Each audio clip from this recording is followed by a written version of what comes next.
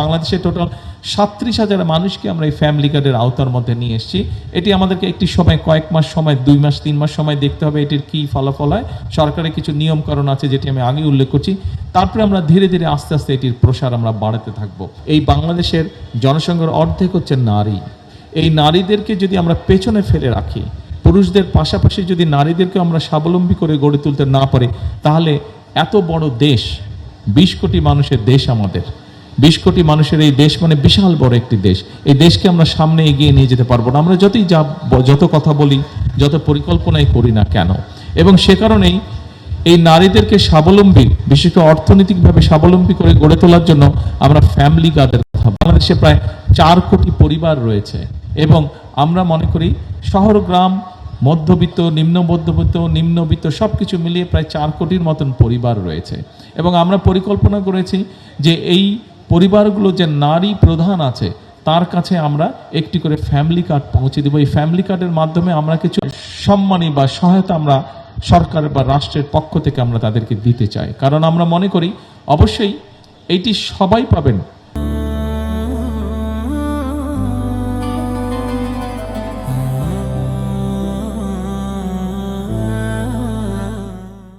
আমাদের বিভিন্ন social benefit network যেগুলো আছে, সোশ্যাল সেফটি নেটওয়ার্ক আছে, এখানে আমরা দেখেছি যে বিভিন্ন ক্যাটাগরির মানুষ বিভিন্ন কিছু পেয়ে থাকেন, কিন্তু সেখানে একই সাথে আরেকটি সমস্যা দেখা দিয়েছে যে অনেকের যেটা পাওয়া উচিত না তারা সেইটি পাচ্ছেন, ফলে সেখানে একটা দুর্নীতির বিষয় রয়ে যাচ্ছে। সেই ফ্যামিলি কার্ডটিকে আমরা ইউনিভার্সাল করেছি, অর্থাৎ সকল নারী এটি পাবেন। সেটি একজন ইমাম সাহেবের স্ত্রী যেমন পাবেন, সেটি একজন কৃষকের স্ত্রী পাবেন, একজন প্রাইমারি স্কুলের শিক্ষক তার স্ত্রীও এটি পাবেন, একজন মুদি দোকানদার তার স্ত্রীও পাবেন, একজন ডিসি সাহেবের স্ত্রী উনিও পাবেন, এসপি সাহেবের স্ত্রী উনিও পাবেন, একজন এমপি সাহেবের স্ত্রী উনিও পাবেন, একজন মন্ত্রী স্ত্রী উনিও পাবেন। কিন্তু এখানে আমরা মনে করি পরের দিকে আমি যাদের কথা বলেছি, নিশ্চয়ই সেই মানুষগুলো এতটুকু নিশ্চয়ই প্রত্যেকের আমাদের এতটুকু দায়িত্ববোধ আছে যে যাদের পাওয়া উচিত না তারা নিশ্চয়ই সেটি তখন নেবেন না।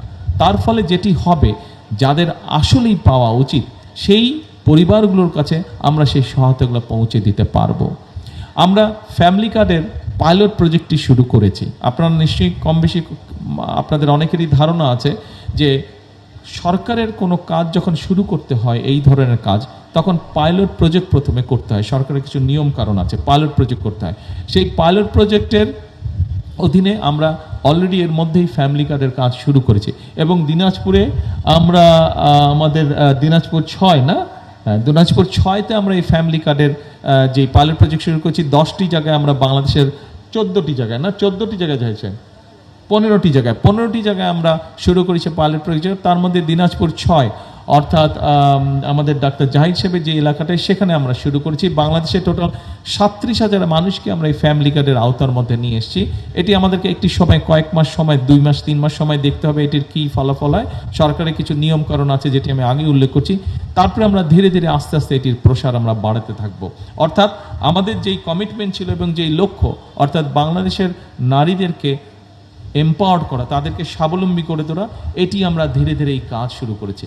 আপনারা দেখেছেন যে আপনাদের নিশ্চয়ই মনে আছে আমরা আরেকটি কথা বলেছিলাম যে আমরা যেরকম সমাজের ছাত্রদের জন্য কাজ করছি, পরিকল্পনা নিয়েছি, আমাদের নারীদের জন্য পরিকল্পনা নিয়েছি, সমাজের বিভিন্ন শ্রেণী পেশার মানুষের জন্য পরিকল্পনা নিয়েছি, কৃষকদের জন্য পরিকল্পনা নিয়েছি। একইভাবে আমাদের একটি পরিকল্পনার অংশ ছিল, আমাদের এই সমাজে এক ধরনের মানুষ আছেন যারা আমাদেরকে বিভিন্ন সময় বিপদে আপদে বিভিন্ন সময় পরামর্শ দিয়ে থাকেন, যারা আমাদের জন্ম থেকে মৃত্যু পর্যন্ত থাকেন। কারা সেই মানুষগুলো হচ্ছে আমরা যারা মুসলমান, সেই হিসাবে বিভিন্ন মসজিদ মাদ্রাসা যারা মুয়াজ্জিম সাহেব আছেন, ইমাম সাহেব আছেন, খতিব সাহেব আছেন সহ বিভিন্ন ধর্মের যারা ধর্মীয় গুরু আছেন, এই ধরনের মানুষগুলো। কিন্তু এই ধরনের মানুষগুলোর ক্ষেত্রে আমরা দেখেছি তাদের অধিকাংশ ক্ষেত্রে এই মানুষগুলো অনেক কষ্টে জীবনযাপন করেন। আমরা নির্বাচনের আগে বলেছিলাম যে আমরা সরকার গঠনে সক্ষম হলে এই ধরনের যারা ধর্মীয় গুরু আছেন তাদেরকে আমরা সরকারের পক্ষ থেকে একটি সম্মানের ব্যবস্থা করব। আলহামদুলিল্লাহ, আল্লাহর রহমতে আপনারা দেখেছেন গত কয়েকদিন আগে এই কাজটিও আমরা শুরু করেছি।